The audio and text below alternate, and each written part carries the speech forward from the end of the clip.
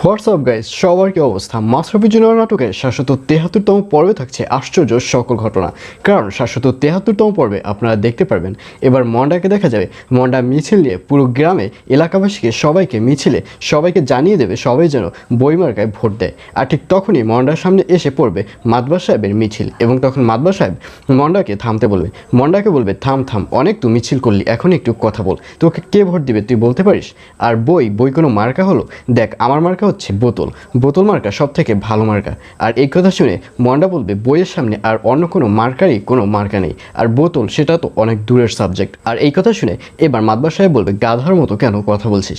বই দিয়ে কিসের উপকার হয়? বইতে যা আছে সব তো বইয়ের মধ্যেই সীমাবদ্ধ, ওটা কি খাওয়া যায় কখনো? কিন্তু এই বোতলের মধ্যে পানি রেখে পানি খেতে পারবি, বোতলের মধ্যে শরবত রেখে শরবত খেতে পারবি। আর এইসব কথা মন্ডা শুনে মন্ডা বলবে, আপনার মতো আজে বাজে কথা গ্রামের মানুষরা খুব ভালো করেই বুঝতে পেরেছে, আর কোনো চালাকি আপনার কাজে লাগবে না, কারণ এবার যেহেতু আমি নির্বাচনে দাঁড়িয়েছি গ্রামের লোকেরা আমাকেই ভোট দেবে।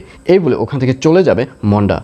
আর অন্যদিকে এবার রুনাকে দেখা যাবে। রুনা এবার যখন চেয়ারম্যান স্যারের সাথে কথা বলে আর পারবে না, তখন রুনাও তার যে উকিল রয়েছে সেই উকিলকে ওখানে অর্থাৎ ওই অফিসে নিয়ে আসবে এবং উকিলকে সামনে রেখে চেয়ারম্যান স্যারকে বলবে, আচ্ছা আমার সাথে আপনার এখানে যুদ্ধ হবে না, আমরা যতই কথা বলবো ততই কথা বাড়তে থাকবে, আপনার সাথে আমার থানায় যুদ্ধ হবে অর্থাৎ আদালতে। আর সেই আদালতেই প্রমাণ পাবে কে বেশি অপরাধী, আপনি অপরাধী না আমি। আপনি আপনার 100টা অপরাধের কথা তুলে ধরবেন আর আমি আমার একটা আপনার অপরাধের কথা তুলে ধরবো। আর সেটা হচ্ছে, আমাকে এতদিন এই অফিসে রেখে যখন আপনার অফিসের কোনো চিহ্নই ছিল না, তখন ছোট থেকে অফিসটাকে আমি অনেক বড় করেছি এবং 8 বছর পরে আপনি এসে আপনার অফিসকে দাবি করছেন, চেয়ারম্যান পদ আমার কাছ থেকে ছিনিয়ে নিতে চাচ্ছেন। এই ব্যাপারটি কখনোই ন্যায্য নয়। এইগুলোই আমি আদালতে পেশ করব এবং এর সাথে আরও একটি কথা পেশ করব, আর সেটা হচ্ছে, আমার কোনো অন্যায় ছাড়াই, আমার কোনো ছেলের অন্যায় ছাড়াই তাকে কেন আপনি কিডন্যাপ করেছিলেন, কেন এত বড় একটা ক্ষতি করার চেষ্টা করেছিলেন, এই সব আমি আদালতের কাছে গিয়ে পেশ করব।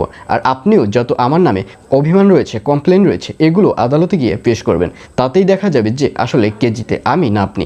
এই বলে ওই রুম থেকে অর্থাৎ ওই অফিস থেকে চলে যাবে রুনা ম্যাম। আর চেয়ারম্যান স্যার কোনো কথা বলবে না, চেয়ারম্যান স্যার চুপ হয়ে থাকবে। মাশরাফি নাটকের ৭৭৩তম পর্ব প্রচারিত হবে আগামীকাল 24 তারিখ অর্থাৎ 24 জুন শনিবার রাত 9টা 30 মিনিটে শুধুমাত্র দীপ্ত টিভি ইউটিউব চ্যানেলে।